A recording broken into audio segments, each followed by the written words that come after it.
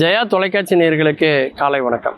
காலை மலர் நிகழ்ச்சியில் தெரிந்ததும் தெரியாததுங்கிற நம்முடைய பகுதியில் நாள்தோறும் பல புதிய தகவல்களை தெரிஞ்சிட்ருக்கோம். அந்த வகையில் நாம் பார்க்க போகிறது சாயா சோமேஸ்வரர் ஆலயம். தெலுங்கானா மாநிலத்தில் ஹைதராபாத்லேருந்து கிட்டத்தட்ட ஒரு 100 கிலோமீட்டர் தொலைவில் இருக்குது இந்த சாயா சோமேஸ்வரர் ஆலயம். சாயா அப்படின்னா என்ன அர்த்தம் அப்படின்னா தெலுங்கு மொழியில் நிழல் என்று அர்த்தம். சோமேஸ்வரர் என்பது சிவனை குறிக்கக்கூடிய வார்த்தை. அந்த காலத்தில் மன்னர்கள் தங்களுடைய இறை பக்தியை வெளிப்படுத்தணும் அப்படிங்கிறதுக்காக கோயில்களை கட்டுனாங்க அப்படின்னாலும் அந்த காலத்தினுடைய கட்டடக்கலையினுடைய சிறப்பையும் நுட்பத்தையும் அதன் மூலம் வெளிப்படுத்தணும் அப்படின்னு அவங்க நினச்சிருக்காங்க. நிழலை வைத்து கொண்டு இவ்வளவு தூரம் ஒரு கோயிலை கட்ட முடியுமா அப்படிங்கிறது ஒரு பெரிய ஆச்சரியத்திலையும் ஒரு பெரிய பிரமிப்பை ஏற்படுத்துது அப்படின்னு சொல்லலாம். இன்றைக்கி எத்தனையோ விஞ்ஞானங்கள் வளர்ந்து நம்ம இன்றைக்கி செயற்கை நுண்ணறிவுங்கிற தொழில்நுட்பத்தை நோக்கி போயிட்டு இருந்தாலும் கூட இன்னும் விடை காண முடியாத பல அறிவியல் உண்மைகள் இந்த கோயிலில் புதைந்து இருப்பது அப்படிங்கிறது தான் இதனுடைய சிறப்புக்கே பெரிய காரணமாக இருக்குது. அந்த அளவுக்கு இந்த சிற்பிகளை பாராட்டுவதா அல்லது இந்த கட்டடக்கலையை பாராட்டுவதா அல்லது இந்த மன்னர்களுடைய தெய்வ பக்தியை பாராட்டுறதா அப்படின்னு நமக்கு தெரியலைங்க. இந்த கோயில் பார்த்திங்கன்னா வழக்கமாக எல்லா கோயிலையும் ஒரே ஒரு கருவறை தான் இருக்கும். இந்த கோயிலில் 3 கருவறைகள் இருக்குது. அந்த 3 கருவறைகளும் எப்படி இருக்குது அப்படின்னாக்கா, ஒரு தமிழில் உள்ள ஆயுத எழுத்து இருக்கு இல்லையா, எஃகு அப்படின்ற வார்த்தையில் வரக்கூடிய அந்த நடுவில் உள்ள எழுத்து இருக்கு இல்லையா, அந்த ஆயுத எழுத்தை போல 3 கோயில்களும் இருக்குது.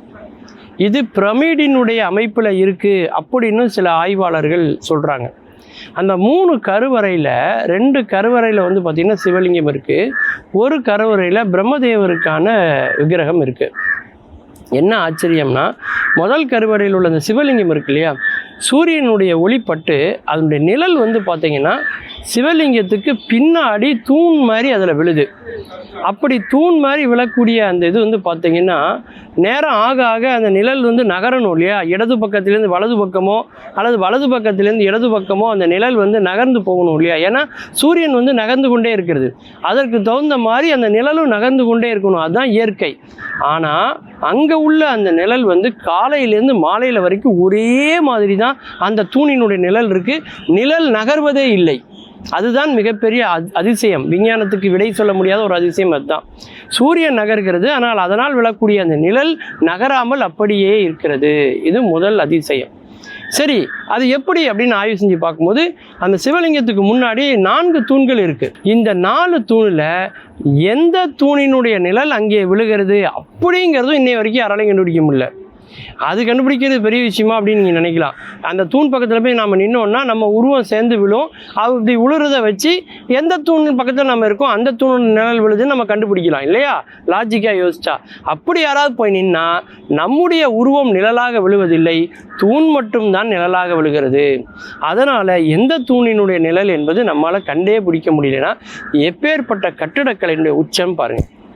இதை 10ஆம் நூற்றாண்டில் கண்டூர் சோழர்கள் இந்த ஆலயத்தை அவங்க எழுப்பியிருக்கிறாங்க.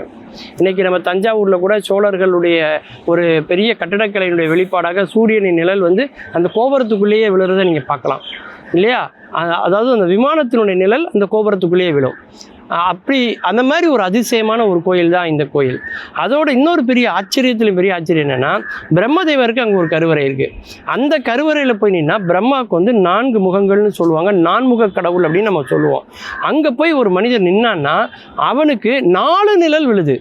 ஒரு மனுஷனுக்கு ஒரு நிழல் விழுங்கிறது நம்ம கேள்விப்பட்டிருப்போம். ஒரே மனுஷனுக்கு 4 நிழல் விழுதுன்னா அது எப்பேற்பட்ட அதிசயம்னு நீங்கள் யோசிச்சு பாருங்கள்.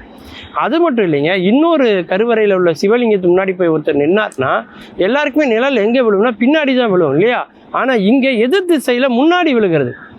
அது எந்த நேரத்தில் போய் நின்னாலும் முன்னாடி தான் விழுது. அப்படின்னா எப்பேற்பட்ட சிறப்புகள் நிழல் கோயில்னு சொல்லக்கூடிய அந்த சாயா சோமேஸ்வரர் கோயிலில் எவ்வளோ பெரிய அதிசயம் இருக்குன்னு பாருங்கள். இதோட பெரிய அதிசயம், வெளியில் அர்த்த மண்டபம் இருக்குது, அதில் 4 தூண்கள் இருக்குது. அந்த 2 தூண்களுக்கு இடையில் போகக்கூடிய அந்த சூரிய வெளிச்சத்தினால் ஏற்படக்கூடிய அந்த நிழல் சிவபெருமானின் மீது விழுகிறது, சிவலிங்கத்தின் மீது விழுகிறது. காலையிலேருந்து மாலையில் வரைக்கும் அந்த நிழல் அவர் மேலே விழுந்திருக்குன்னா சூரியன் நகர்ந்தாலும் கூட அவர் மேலே அந்த நிழல் நிலையாக விழுந்து கொண்டே இருக்கிறது என்று சொன்னால் எப்பேற்பட்ட அதிசயம். அப்படி பல அதிசயங்கள் விஞ்ஞானத்துக்கு விடை சொல்ல முடியாத அளவுக்கான பல மர்மங்கள் இருந்திருக்கக்கூடிய கோயில் தான் சாயா சோமேஸ்வரர் ஆலயம்.